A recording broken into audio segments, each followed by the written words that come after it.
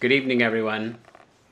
It's difficult to relate how honored I am to have had received the Adam Kolton Storyteller Grant. My name is Bjorn.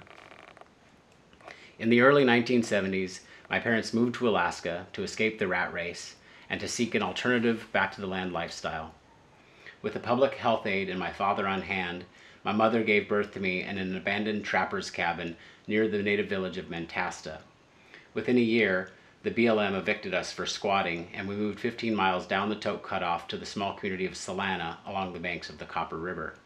My parents purchased land and began building a home in which to raise children.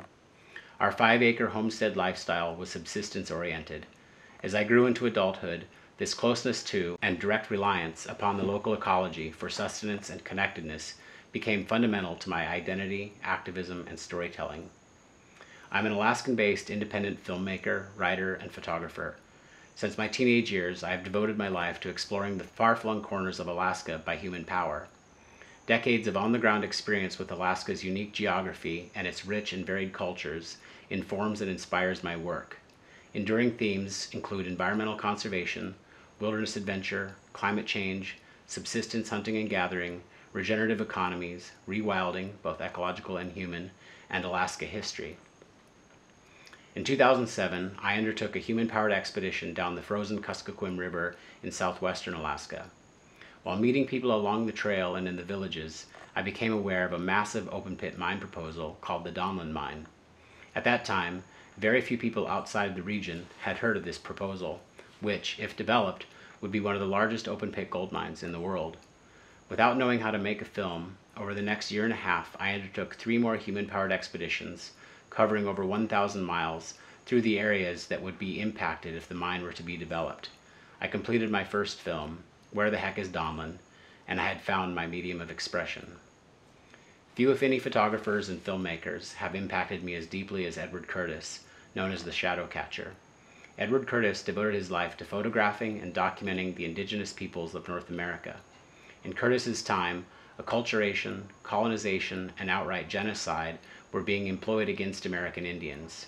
He worked tirelessly with minimal financial gain or accolades toward his goal of respectfully documenting these rich cultures that were being eradicated by imperial might and the horrific myth of manifest destiny. Curtis died a pauper's death, but he left the world an enormous catalog of heart-wrenchingly beautiful photographs and one incredible film titled In the Land of the Headhunters.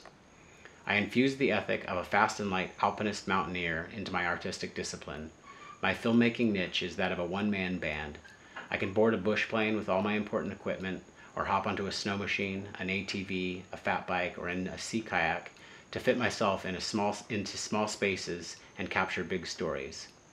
Whether standing atop the Columbia Glacier, capturing interviews about glacial retreat, crammed into the corner of a village community center filming emotionally charged testimony from Yupik elders relating the importance of clean water to federal agencies, or fat biking the Iditarod Trail, I become immersed in each story I produce. Since my first humble filmmaking foray, I have gone on to complete over 100 films and have won several awards. The themes within my work vary, but there is a continuity that can be found within them all: an overwhelming devotion to Alaska, its unbroken ecology, stories from the people who have lived here since before recorded time, and the value of intact ecosystems that support the vast interconnected community of life.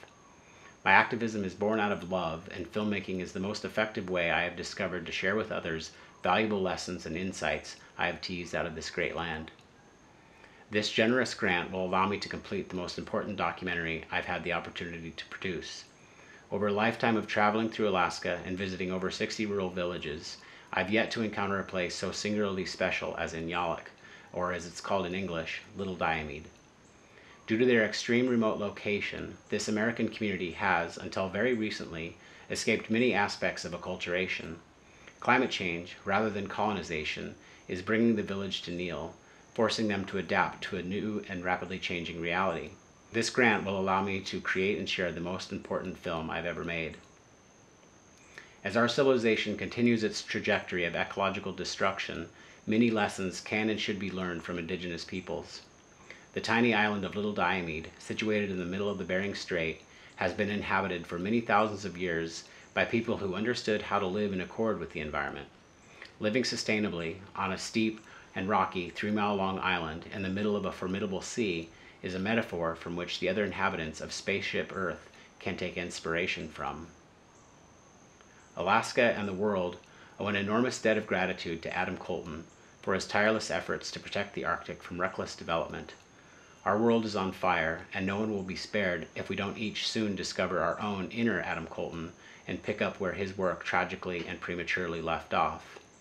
From the bottom of my heart, thank you, Laura, and the entire Kolton family. Thank you to the Alaska Wilderness League, and thank you, Adam. As the world increasingly becomes a darker place, you shined a light for us to see and follow. You are not forgotten, and your legacy will help carry us forward toward a brighter future. Please enjoy a sample of my ongoing film project, How We Survived Diomede.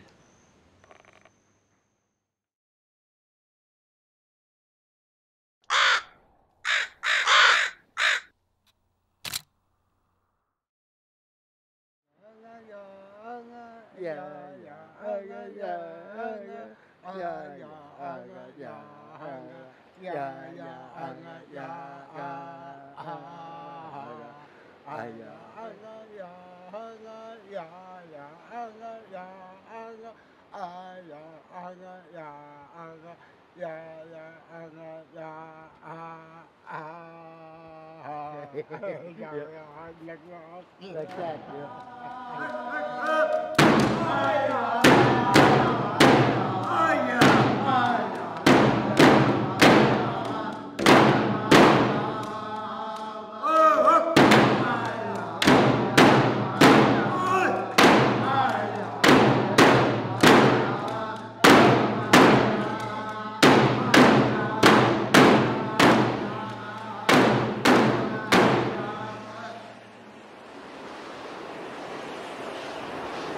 Right here in Little Diomede, we're at the border of international date line we shared with Russia.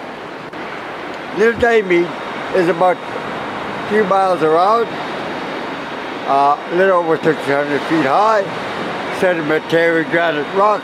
That's what it is made of. It is dwelt by natives who lived and dwelt here for a little over 10,000 years.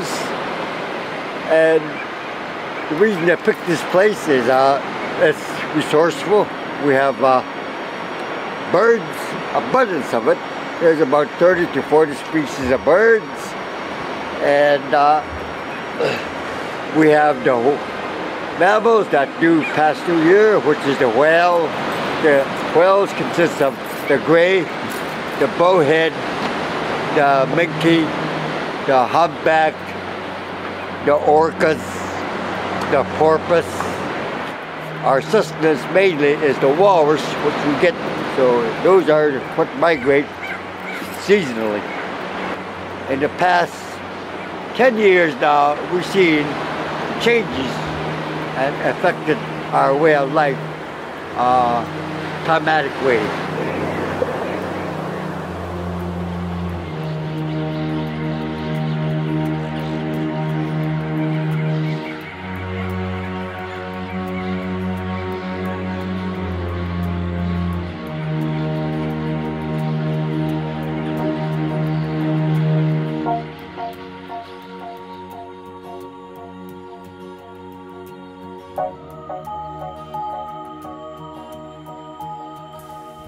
Climate change.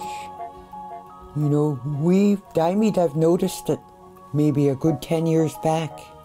Noticed the warming, you know, the change in the plant, the ice condition, how the pressure ice forms here.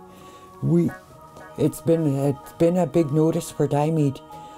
I think with our location we're at, it makes us more understanding that it's gonna change more. It changes how we hunt, how we gather, how we survive Diomede.